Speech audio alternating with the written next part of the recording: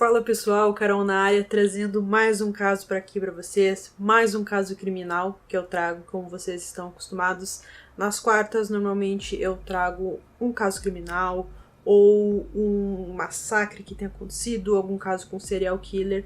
Então, digamos assim, que casos resolvidos eu trago quarta, e nas sextas os nossos casos misteriosos que vocês estão acostumados, com casos que estão parados, que não tiveram soluções. Então a gente tem essa divisão aqui, que quarta-feira eu trago um caso que foi concluído, e não é diferente no caso de hoje. Eu posso dizer para vocês que é um caso muito triste, mas é um caso também que teve uma reviravolta incrível, e também no final a gente tem uma vingança. Então, se você não conhece esse caso, com certeza vale a pena, porque é um caso muito curioso que eu vou estar trazendo hoje para vocês. Então, se você é novo aqui no canal, já vai se inscrevendo, deixando like, que isso me ajuda muito o canal a crescer, também me motiva a estar trazendo mais conteúdo para vocês. Também ativa o sininho de notificações para estar sempre por dentro aqui, não estar perdendo nenhum vídeo aqui do canal.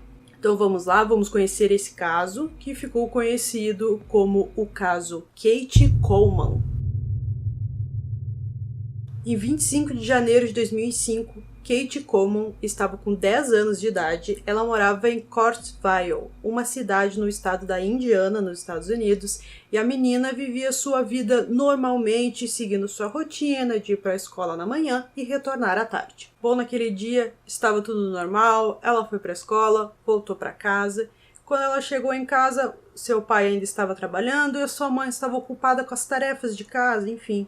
Então ela percebeu que faltava papel em casa. Ela falou para a mãe disse que ela podia estar indo numa loja que ficava muito próximo da casa dela. Era um caminho que ela conhecia super bem, então a mãe não viu nenhum problema de estar deixando uma menina de 10 anos ir sozinha, já que ela conhecia a cidade também, era muito tranquila. A mãe realmente não se preocupou, entregou o dinheiro para a menina e pediu para ela estar buscando esse papel que faltava. A mãe ficou cuidando o horário para ver em quanto tempo ela levaria. Não era uma coisa muito demorada, então a mãe acreditou que logo ela estaria em casa. Só que o tempo começou a passar, a menina não retornou, não voltou para casa, e a mãe pensou, bom, talvez ela tenha encontrado algum amiguinho no meio do caminho. Ela era uma menina que tinha muitos amigos, uma menina assim muito sociável, sabe? Então a mãe não achou muito estranho aquela demora da menina para estar voltando para casa. Ela pensou, deve estar conversando com algum amiguinho, não vou me preocupar porque daqui a pouco ela tá em casa e tá tudo bem.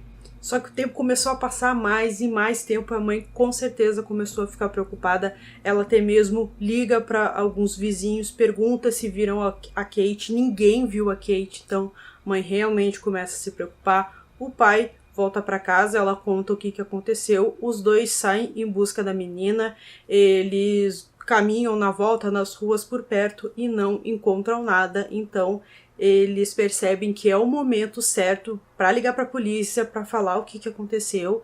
Então é isso que eles fazem, eles conversam com a polícia, contam tudo o que aconteceu.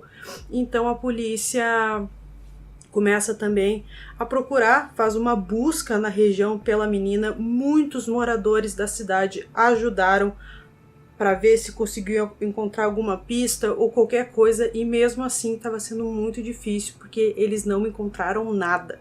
Então, para estar ajudando a polícia, eles pegam alguns cães farejadores, eles sentem o cheiro da menina até um trilho de trem, só que eles perdem o cheiro dela naquele trilho de trem que não ficava muito longe da cidade. Então, dois vizinhos são bem importantes. Eles falam o seguinte, que naquele dia que a menina desapareceu, a Kate, tinha ido até a casa deles, falado que viu o cachorro daqueles vizinhos morto nesse tal trilho de trem.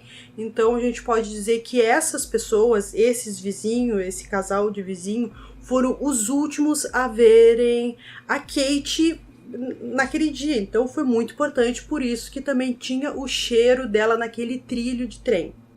No dia 29 de janeiro, a polícia criou o retrato falado desse suposto sequestrador da Kate. Falaram que era um homem entre 18 e 20 anos, era um homem extremamente magro, um homem também de cabelo preto, cabelo escuro, e esse retrato falado foi feito devido a uma testemunha que disse que viu a Kate naquele dia dentro de uma caminhonete, e ela estava nessa caminhonete e o motorista tinha essa aparência que eu falei para vocês. No 5º dia de busca, a família recebe a notícia que eles não queriam receber. Encontraram o corpo da Kate, o corpo estava próximo a um riacho, também o corpo apresentava algumas marcas de que ela sofreu um abuso sexual e as mãos e os pés da menina estavam amarrados. A polícia então faz uma série de exames no corpo e foi confirmado que a causa da morte foi por afogamento. Pouco tempo depois da descoberta do corpo, um homem chamado Charles Wickman foi preso e acusado do assassinato da Kate. Ele morava próximo à loja que a Kate comprou o papel. Os vizinhos descreviam o Charles como um cara muito estranho, muito esquisito. Ele ficava parado no quintal da casa dele, olhando para o nada. Também ele dava algumas festas que incomodavam muito os vizinhos, porque a festa ia até tarde e era bem seguido que ele fazia isso. Então ele contou o que aconteceu. Ele falou que a Kate viu ele vendendo drogas, então ele queria, na verdade, estar dando um susto na menina para ela não contar para ninguém do que ele estava fazendo, a polícia não ficar sabendo. E então ele acabou sequestrando a menina, levou ela pro trailer e no meio da noite ele levou ela até próximo a esse riacho, amarrou ela ali, enfim. Mas ele disse que era só pra dar um susto e, na verdade, a menina acabou morrendo. Ele falou que foi acidental, que a menina caiu sozinha dentro daquele riacho e acabou se afogando. Todo mundo na cidade, a polícia, acreditou que o caso estava encerrado. Só que o Charles, ele demonstrava, assim, várias versões daquele dia e a polícia começou a desconfiar de que ele estava mentindo e inventando tudo aquilo. Também no corpo da menina foi encontrado um DNA e a polícia começou a trabalhar em cima desse DNA para conseguir encontrar o verdadeiro suspeito e quem tinha matado ela. Então, esse DNA encontrado no corpo e também numa bituca de cigarro que foi encontrado próximo ao corpo da jovem, depois das análises, a polícia conseguiu chegar até uma pessoa e não era o Charles. O DNA pertencia a um homem chamado Anthony Ray Stolkman, um morador local e pai de 3 filhos. Após a sua prisão, o Anthony se declarou culpado e em troca da retirada da pena de morte. Anthony Stolkman foi condenado à prisão perpétua e transferido para uma cadeia local. Só que o Anthony, ele não sabia que o primo da Kate, um homem chamado Jarrett Harris, também estava naquela prisão que tinham transferido ele.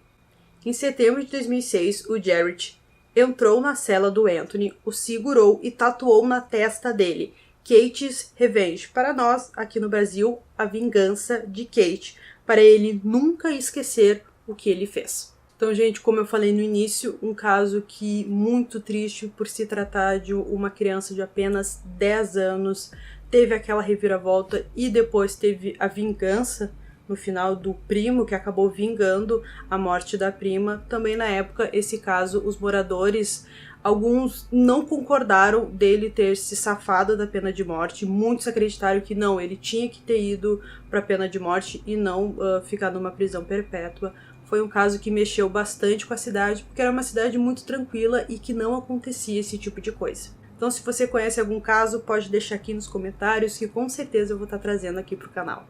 Então, eu espero que vocês tenham gostado desse vídeo. Esse foi mais um vídeo aqui no canal. Durmam bem e até o próximo.